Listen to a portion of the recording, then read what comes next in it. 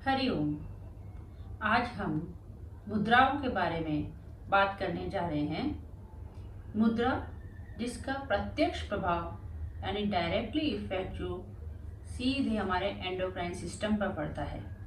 जब endocrine glands में किसी भी प्रकार का कोई भी इम्बैलेंस आता है तो हम मुद्राओं के द्वारा इसको सुधारा जा सकता है। इस प्रकार से देखा जाए तो मुद्रा हमारे नर्वस और एंडोक्राइन सिस्टम दोनों को एक्टिवेट करती है। आज हम जिस मुद्रा का अभ्यास करने जा रहे हैं वह है ब्रह्म मुद्रा। ब्रह्म अर्थात ब्रह्मा। इस मुद्रा का अभ्यास करते समय हमारे चेहरा चारों दिशाओं में घूमता है, जिस प्रकार से ब्रह्मा के 4 सिर होते हैं, इसलिए इसे ब्रह्म मुद्रा कहते हैं। इस मुद्रा का अभ्यास करने से पहले हम इसकी कॉन्ट्राइंडिकेशन जानेंगे कि किन लोगों को यह मुद्रा का अभ्यास नहीं करना चाहिए। यदि गर्दन की कोई समस्या हो, जैसे सर्वाइकल स्पॉन्डिलाइटिस या फिर थायराइड ग्रंथि की कोई समस्या हो, तो इस मुद्रा का अभ्यास करते समय हमें इस गर्दन को ऐसे नीचे नहीं झुकाना है। और इसके अलावा जिनको गर्दन के गंभीर रोग हो वो योग चिकित्सक की सलाह पर ही यह मुद्रा का अभ्यास करें। और जिनको श्वसन से संबंधित कोई समस्या हो तो वो भी इस मुद्रा का अभ्यास लंबे समय तक ना करें। अब हम देखेंगे इसे कैसे करते हैं। उसके लिए आप पद्मासन, सुखासन, अर्धपद्मासन किसी भी आरामदायक अवस्था में बैठ सकते हैं। मैं पद्मासन में इसको बताऊंगी कैसे करते हैं।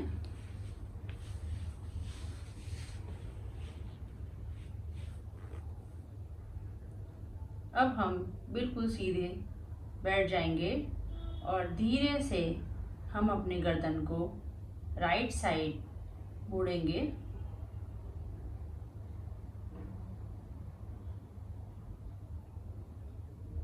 बिल्कुल भी झटका नहीं लगाना है। यहाँ पर 3-4 श्वास रुकेंगे। अब धीरे से फिर से गर्दन को सेंटर में लाएंगे। अब हम अपनी गर्दन लेफ्ट में घुमाएंगे।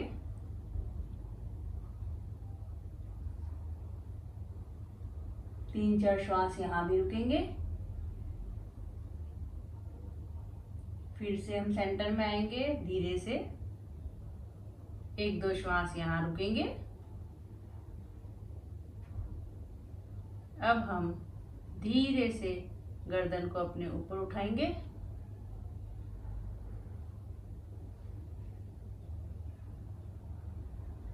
तीन चार श्वास यहाँ रुकेंगे।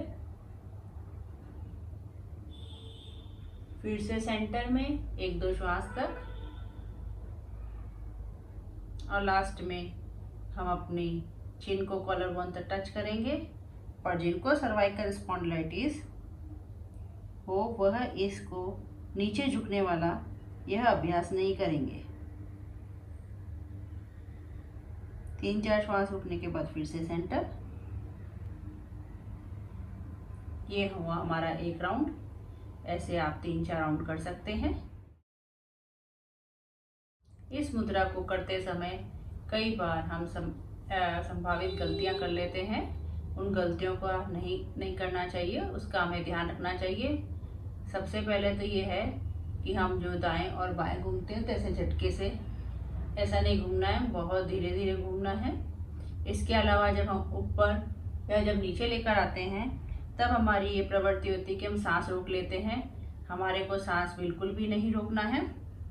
और जब हम सिर को हम जब दाएं बायां ऊपर नीचे उठाते हैं तो हमारा शरीर ऐसे, हमारा शरीर नहीं सिर्फ हमारी गर्दन ही घूमेगी।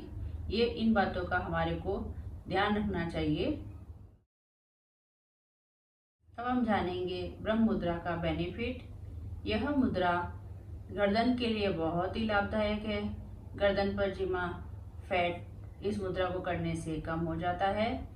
और यह मुद्रा करने से गर्दन में जो टॉन्सिल है उसकी सूजन कम हो जाती है। और अननेसेसरी जो ग्रोथ होती है वह भी कम हो जाती है।